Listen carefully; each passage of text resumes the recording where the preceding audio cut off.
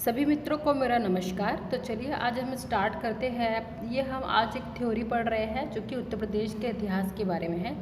तो थोड़ा पेशेंस रखिएगा, ये वीडियो थोड़ी सी लंबी हो सकती है क्योंकि तथ्य पढ़ना किसी भी राज्य के या फिर किसी भी बारे में वो थोड़ा लेंथी रहता ही है। तो चलिए स्टार्ट करते हैं उत्तर प्रदेश का इतिहास। ठीक है, देखिए उत्तर प्रदेश के इतिहास में हम पढ़ेंगे। सबसे पहले हमें इसमें रीडिंग करनी है और अच्छे से समझना है। ठीक है, क्योंकि कहते हैं ना कॉन्सेप्ट इज पावर। प्राचीन काल में गंगा के मैदान में स्थित उत्तर प्रदेश का क्षेत्र मध्य देश कहलाता था। उत्तर प्रदेश का क्षेत्र पहले क्या कहलाता था? मध्य देश कहलाता था। ठीक है, मध्य देश जो कि आधुनिक उत्तर प्रदेश बन चुका है। ठीक है, इसमें कौन कौन आता है? इसमें कुरु, पंचाल, काशी, कौशल, सूरसेन, चेदी, वत्स, मल्ल 8 महाजन स्थापित हुए थे इसके अंदर। ठीक है, इस मध्य देश के अंदर 8 महाजन स्थापित थे। उत्तर वैदिक संस्कृत का मुख्य केंद्र मध्य देश था। ठीक है, ध्यान रखिएगा, जब उत्तर मध्य देश जो है उसका जो मुख्य केंद्र था संस्कृत का, वो कौन था? मध्य केंद्र था। ठीक है, अब देखिए उत्तर पश्चिम से आने वाले आक्रमणकारों के रास्ते में पड़ने के कारण तथा दिल्ली और पटना के यानी कि जो उत्तर पश्चिम से आने वाले जो आक्रमणकारी थे, यानी कि उत्तर पश्चिम से हमारे उत्तर की तरफ से जो हिमालय की तरफ से या फिर उधर जो पाकिस्तान वाला एरिया है उधर की तरफ से, वहाँ से या नेपाल उधर साइड से जितने भी मतलब लोकेशंस जो अवेलेबल थी आने की, वहाँ से जो लोग आए आक्रमणकारी हमारे भारत में, उनके रास्ते में पड़ने के कारण दिल्ली और पटना के मध्य में उपजाऊ मैदान का हिस्सा होने के कारण उत्तर प्रदेश के इतिहास का उत्तर भारत के इतिहास में अभिन्न संबंध है। देखिए वो लोग क्यों आए थे, इसका रीज़न क्या है, वो यहाँ भारत में क्यों आए और कहीं क्यों नहीं गए? सिंपल सी बात है, भारत में इतनी अच्छी जलवायु है कि वहाँ यहाँ की हर चीज़ से लोग अट्रैक्ट होते हैं। अंग्रेज़ लोग इसके मसाले से अट्रैक्ट हो गए। यहाँ इतने अच्छे अच्छे वैराइटीज़ के मसाले चीज़ों ने अब अवेलेबल हो रही थी, फिर उन्हें यहाँ के लोगों से अवेयरनेस हुई कि यहाँ के लोग अभी इस चीज़ से अवेयर नहीं है, इसीलिए उन लोगों ने हमारे ऊपर कब्जा करना स्टार्ट किया। धीरे धीरे हमारी हर चीज़ के अंदर वो लोग एंटर करते गए। अब देखिए हम क्या पढ़ेंगे, प्राचीन काल में महत्वपूर्ण बिंदु जो कि हमारे उत्तर प्रदेश के प्राचीन काल के जो महत्वपूर्ण बिंदु है हम उनको इसमें पढ़ेंगे।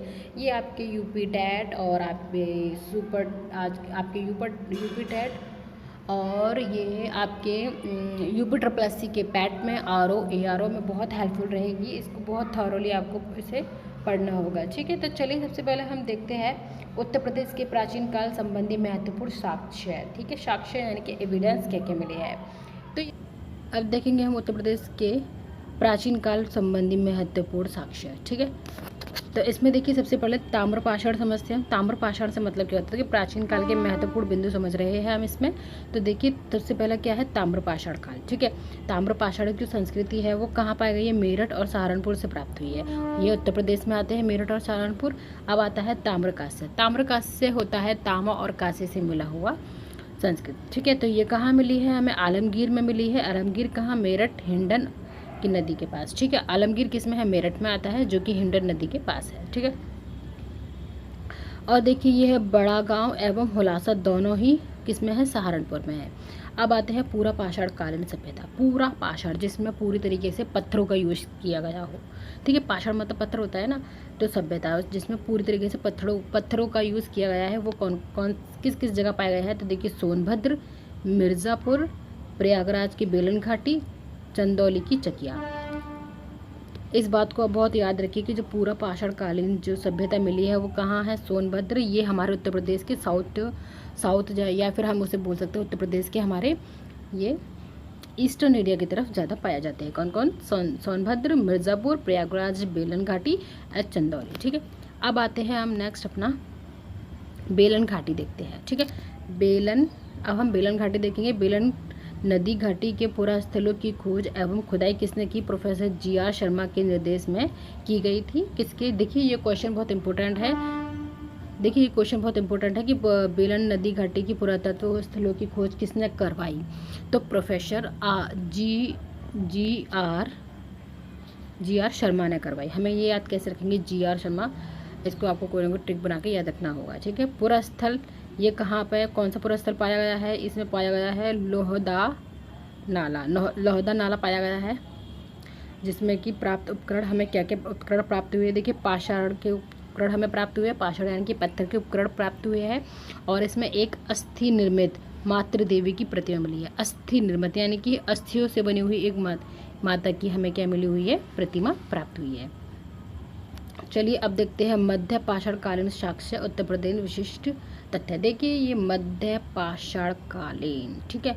मध्य पाषाण कैसे हो गया, पाषाण को 3 पार्ट में बांटा गया था ना, पुरातात्विक पाषाण, मध्य पाषाण और नवीन पाषाण। तो हम मध्य पाषाण कालीन की बात कर रहे हैं। यहाँ पर देखिए इसको भी हमने कितने पार्ट में बांटा है, मध्य पाषाण काल को 3 में जगह में हम इसको 4 जगहों पर डिवाइड कर रहे हैं। एक सहारण, एक है सराय नाहर राय जो कि प्रतापगढ़ में है, दूसरा है महादहा जो भी प्रतापगढ़ में है, तीसरा है चौपानी मांडू जो कि प्रयागराज के मेजा में है, और चौथा है हमारा दमदमा जो कि प्रतापगढ़ में है।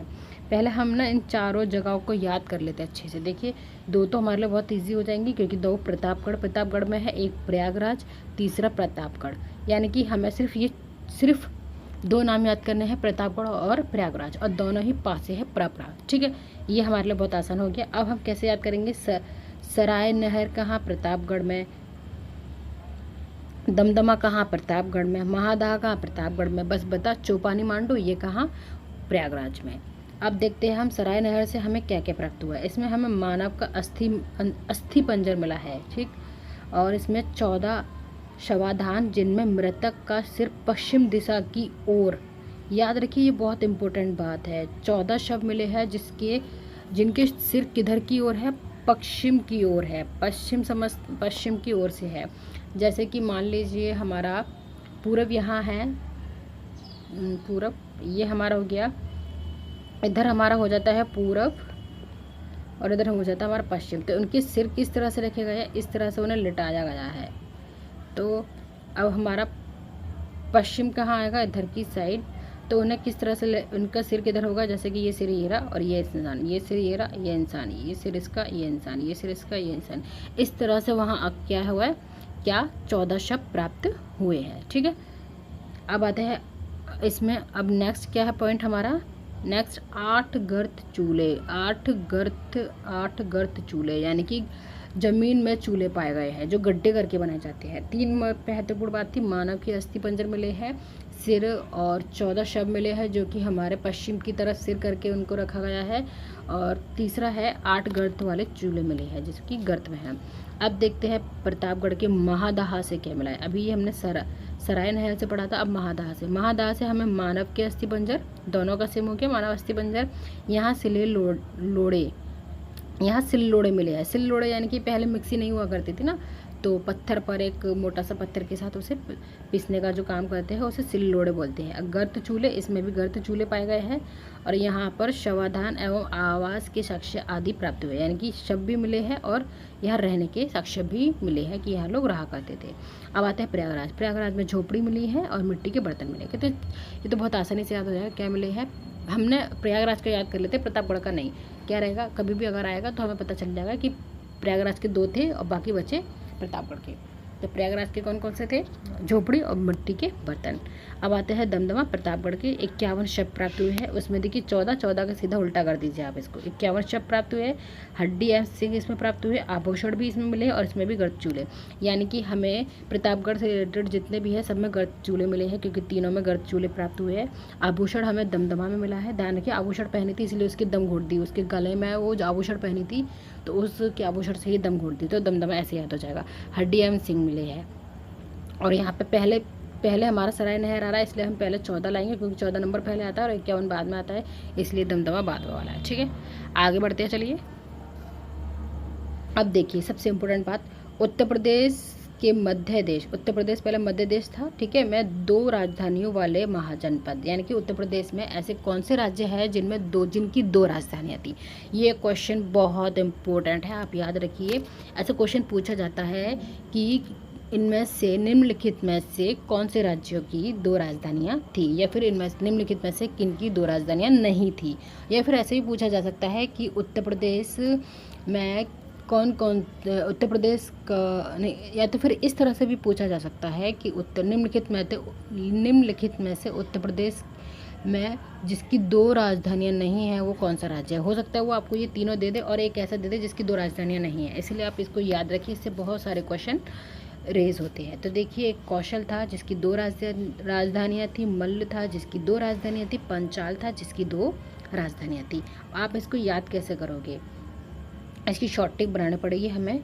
देखिए, हम इसकी शॉर्ट ट्रिक क्या बना सकते हैं, माँ, हम मल्ल को माँ मान लेते हैं कि माँ को, कौशल को मान लेते हैं, पंचाल को पा, माँ को पा मिले, यानी कि मम्मी को पापा मिले। इस तरह से हम याद कर लेते हैं। इनकी क्या थी, इनकी 2 राजधानियाँ थी। चलिए, ये मतलब देखिए, मैं इस तरह से इसलिए बता रही हूँ आपको कि आपको ये हमेशा याद रहे, क्योंकि कुछ चीज़ें ना हमें बहुत सीरियसली तरीके से याद करने से नहीं याद रहती, कभी कभी हमारे बहुत ज़्यादा ट्रिक्स बहुत काम आती हैं। हालांकि हम इसे बहुत थियोरेटिकल भी पढ़ रहे हैं।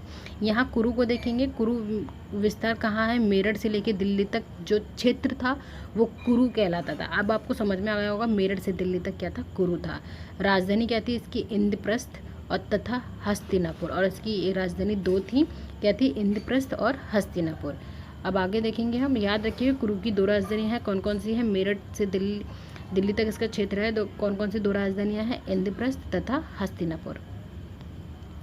अब हम पढ़ेंगे आलमगीर के बारे में। आलमगीर पता है ना, ये उत्तर प्रदेश में का एक जगह है जो कि मेरठ में है। अब देखते हैं आलमगीर जो है ना, आलमगीर में देखिए हड़प्पा कालीन वस्तुएं प्राप्त हुई हैं और कपास उपजाने के साक्ष्य प्राप्त हुए। आलमगीर में क्या है, हड़प्पा कालीन वस्तुएं प्राप्त हुई हैं, ठीक है, वस्तुएं याद रखें, वस्तुएं प्राप्त हुई हैं और कपास उपजाने के साक्ष्य प्राप्त हुए हैं।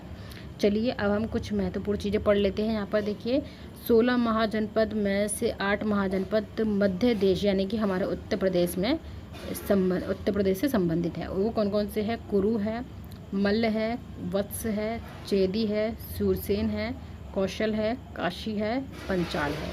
ये आपको याद रखने पड़ेंगे, याद करने पड़ेंगे। आप इसकी कोई भी ट्रिक बना लीजिए छोटी सी और उसे याद रखिए। अब देखते हैं कौशल महाजनपद। कौशल में जो जनपद थे हम उनको देखते हैं। देखिए कौन कौन था, महाजनपद यानी कि बड़े बड़े जो जनपद थे वो देखेंगे। अब होता है अवस्थिति, अवध क्षेत्र में, उल्लेख है शतपथ ब्राह्मण में, और इसकी राजधानी जो थी वो उत्तर भाग में साकेत यानी कि अयोध्या, अब जो अयोध्या कहलाता है वो थी। और दक्षिणी भाग में क्या था, श्रावस्ती जिले में सहत महत करके वो जगह है वो थी पहले, अब ये हमारा श्रावस्ती बन चुका है। तो चलिए अब आगे बढ़ते हैं।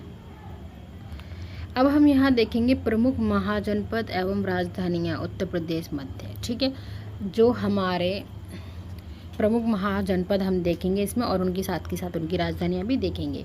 तो जो हमारे प्रमुख या महान जनपद थे वो उनमें से था एक मल्ल, पंचाल, सूरसेन, वत्स। अब ये देखेंगे हम मल्ल का, सबसे पहले हम मल्ल को देखेंगे। मल्ल की राजधानी क्या थी, कुशीनगर, जिसे हम कसिया तथा पावा या पड़रौना कहते थे, ठीक है, कहते थे। अब है क्षेत्र कहाँ था, ये कहाँ से कहाँ तक है, ये मल्ल क्षेत्र पहले कहाँ से कहाँ तक आता था, देवरिया से लेकर के गोरखपुर तक ये किस में आता था, मल्ल के अंदर आता था। पंचाल में देखेंगे क्षेत्र जो है बदायूं से लेके बरेली तक और फर्रुखाबाद भी इसमें आ जाता है। इसकी जो राजधानी है उत्तर भाग की अहिच्छत्र में था, जो कि दक्षिणी भाग में कौन सी थी, कांपिल्य थी। सूरसेन का देखेंगे, तो इसका क्षेत्र जो है मथुरा के निकट में आता है। सूरसेन का जो क्षेत्र है वो मथुरा के निकट में आता है। इसकी राजधानी मथुरा है।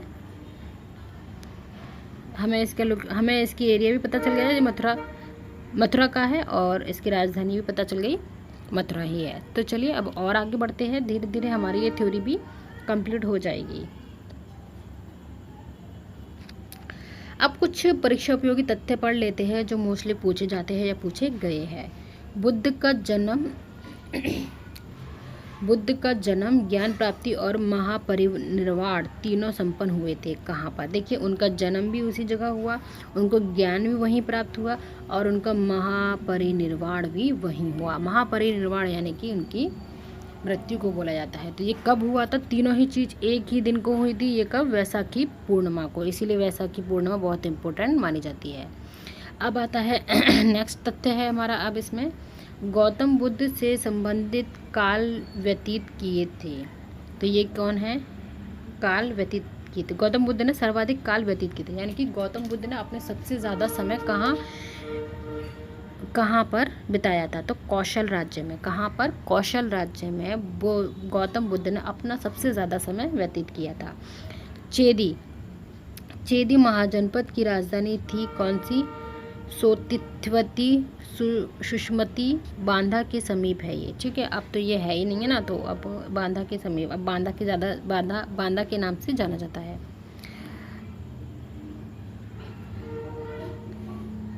पुष्यमित्र द्वारा किए गए 2 अश्वमेध यज्ञों का साक्ष्य मिलता है किसमें? अयोध्या अभिलेख में। याद रखिए, अयोध्या से ही रिलेटेड है क्या? अश्वमेध। ठीक, बस इतना हम याद रखने के लिए कर रहे हैं, ऐसा कुछ नहीं है जो बहुत ज़्यादा इम्पोर्टेंट, मतलब बहुत ज़्यादा हम इसको इस तरह से ले सीरियस। मैंने सिर्फ आपको एक ट्रिक बता रही, अयोध्या में ही अश्वमेध चलाए गए थे, इसलिए मैं आपको बस ट्रिक से बता रही हूँ, ऐसा कुछ नहीं है। ठीक, वेल, याद रखिएगा, पुष्यमित्र द्वारा, किसके द्वारा? पुष्यमित्र द्वारा 2 अश्वमेध यज्ञ यज्ञों के साक्ष्य प्राप्त हुए हैं, जो कि कहाँ से? अयोध्या से।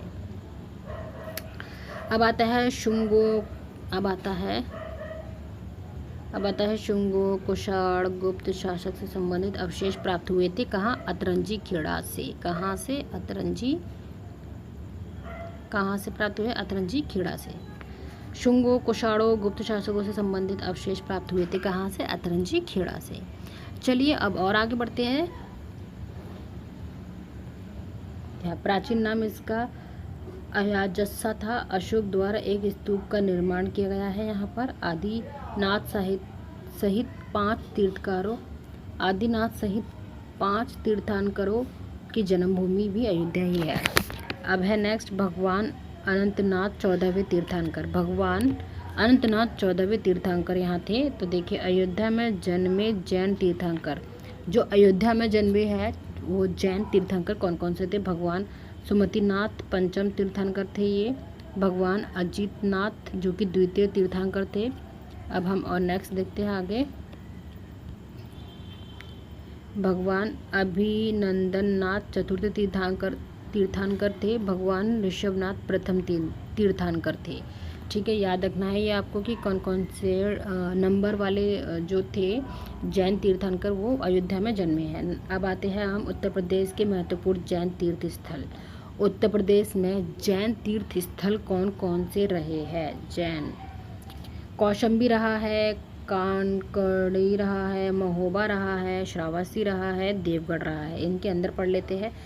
कौशाम्बी में 6वें तीर्थंकर वाले हमारे भगवान पद्म प्रभु से संबंधित है। 6वें, ठीक है, कौशाम्बी। अब कानकड़ी 9वें तीर्थंकर भगवान सुविधिनाथ पुष्पदंत, एक निवास स्थल देवरिया में। महुआ में गोरख पहाड़ पर 24 तीर्थंकर का प्रतिमा हेतु। देखिए, बहुत सारे इंपॉर्टेंट तो नहीं है, मैं बता दूं इसमें आपको ये वाला इंपॉर्टेंट है क्योंकि 24वें तीर्थंकर जो थे वो बहुत इंपॉर्टेंट है, और तृतीय और प्रथम ये ज़्यादा इंपॉर्टेंट रहते हैं। श्रावस्ती में 3य तीर्थंकर भगवान संभवनाथ से संबंधित एवं विख्यात शुभनाथ मंदिर से संबंधित तीर्थस्थल है। देवगढ़ में जैन भूमियों एवं शिल्प कला हेतु तथा देवताओं के किले के रूप में विख्यात है। हमें सबसे इम्पोर्टेंट महोबा याद रखना है, कौशाम्बी में 6ठा याद रखना है, और श्रावस्ती का हमें तीसरे तीर्थंकर याद रखने हैं। ये हमारे लिए बहुत इंपॉर्टेंट है। अब आगे बढ़ते हैं अहिच्छत्र। अहिच्छत्र के बारे में पढ़ते हैं। प्राप्त साक्ष्य देखिए इसमें क्या है, इसमें मित्र उपाधि वाले राज्यों के सिक्के जो मित्रों को दिए जाते थे उनके साक्ष्य प्राप्त हुए हैं। गुप्तकालीन यमुना की एक मूर्ति प्राप्त हुई है। अहिच्छत्र शासक अच्युत समुद्रगुप्त द्वारा पराजित का एक साक्ष्य मिला है।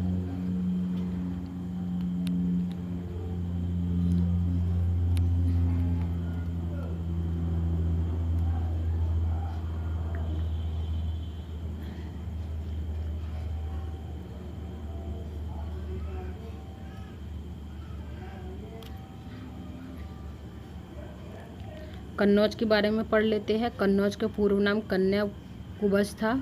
साक्ष्य देखिए, पहली बस्ती उत्तरी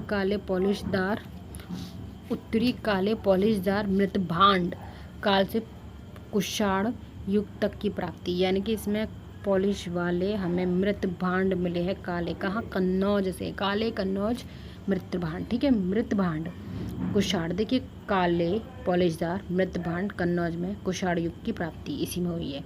3 काम हुए, पॉलिश 2 काम हुए, पॉलिशदार मृत भांड मिले हैं, कुषाण युग की प्राप्ति इसी से हुई है। अब आते हैं गुर्जर प्रतिहार। देखते हैं कन्नौज पर अध्यापित अधिपत्य।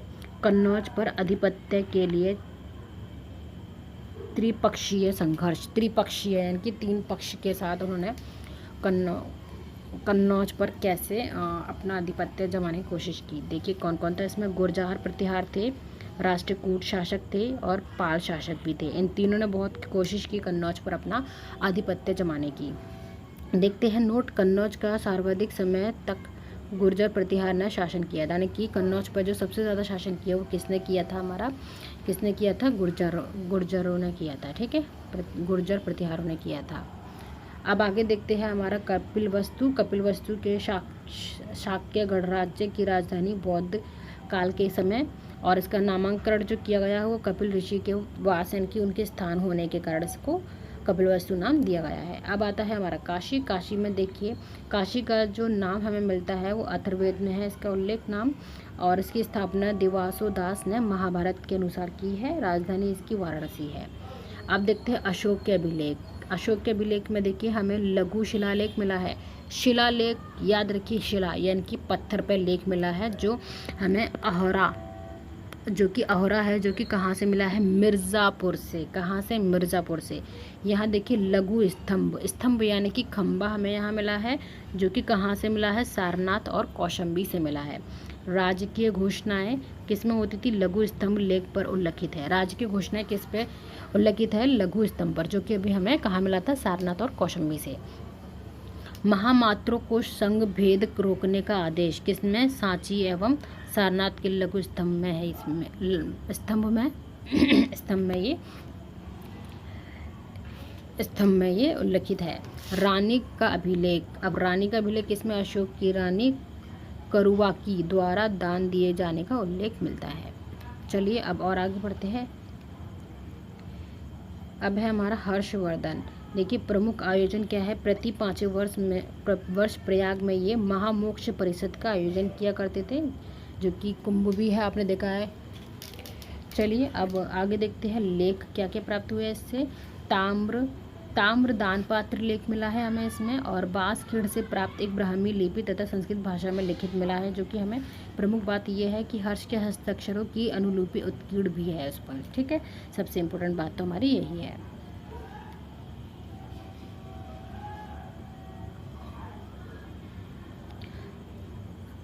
अब इसके बाद है हमारा प्रमुख श्रावस्ती, और श्रावस्ती के प्रमुख तथ्य भी देख लेते हैं। यह व्यापारिक केंद्र रहा है श्रावस्ती, उत्तरापथ का, दक्षिणापथ का और मध्य पक्ष तीनों का ही ये क्या रहा है?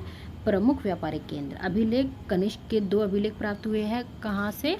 श्रावस्ती से। श्रावस्ती से कनिष्क के 2 अभिलेख प्राप्त हुए हैं, इसे बहुत इम्पोर्टेंटली याद रखिएगा। श्रावस्ती से कनिष्क के 2 अभिलेख प्राप्त हुए हैं। अब देखिए इसकी हम एक बार विशेषता भी देख लेते हैं। इसकी क्या विशेषता है?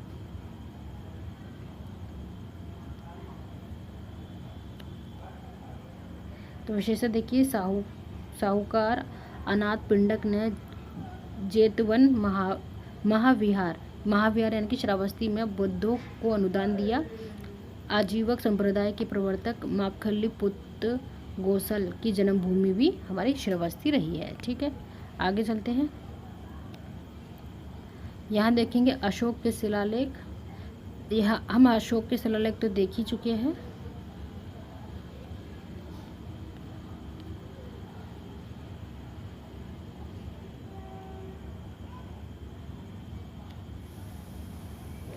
अब देखेंगे हम देवगढ़ के प्रमुख तथ्य। देखिए ये जो क्षेत्र है, पहले देवगढ़ जो देवगढ़ था आज वो ललितपुर कहलाता है, उत्तर प्रदेश का यह एक डिस्ट्रिक्ट है। साक्ष्य देखिए गुप्त काल के विशेष स्थापत्य मूर्तिकला, इसमें गुप्त काल की विशेष स्थापत्य एवं मूर्तिकला मिली है हमें। प्रमुख मंदिर जो है वो दशावतार है, और विशेषता क्या है इस 10 अवतार की? इसमें 4 मंडप है जो कि 12 मीटर ऊंचे शिखर के हैं।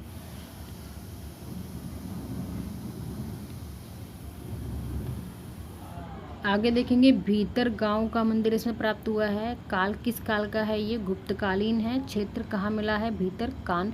याद रखिए भीतर किसके भीतर मिला? हमें कान के भीतर घुस गया है ना, इस तरह से। देखिए ट्रिक है, आप इसको ज़्यादा माइंड ना करें। निर्माल केवल ईंटों से बना है। इसकी सबसे ज़्यादा जो खासियत है वो यही है कि ईंटों से बना है।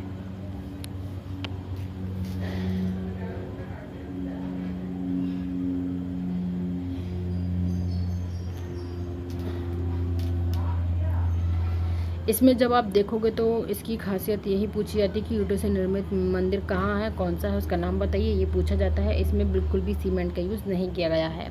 विशेषता ये है शिखर का होना, ऊंचा चबूतरा है, छत पिरामिड आकार की है। छत पिरामिड आकार की है। पिरामिड तो सबको पता ही है ना, छत किस तरह से होती है पिरामिड की, इस तरह से होती है पिरामिड। छत तो सबको पता ही है ना पिरामिड की किस तरह से होती है। तो देखिए छत जो मिली है ना वो इस तरह से मिली है पिरामिड आकार में। चलिए अब आगे देखते हैं। देखिए अब इसमें आएगा हमारा मध्यकाल, उत्तर प्रदेश का मध्यकाल आएगा। तो उत्तर प्रदेश का जो मध्यकाल है मैं अपनी नेक्स्ट वीडियो बनाऊंगी, क्योंकि हमारी ये जो वीडियो है ऑलमोस्ट बहुत लेंदी हो चुकी है। अगर आप मध्यकाल पढ़ना चाहते हैं उत्तर प्रदेश का तो प्लीज़ मेरी नेक्स्ट वीडियो आने तक आप पेशेंस रखिएगा। And till then keep watching, keep learning. Bye bye, thanks for watching.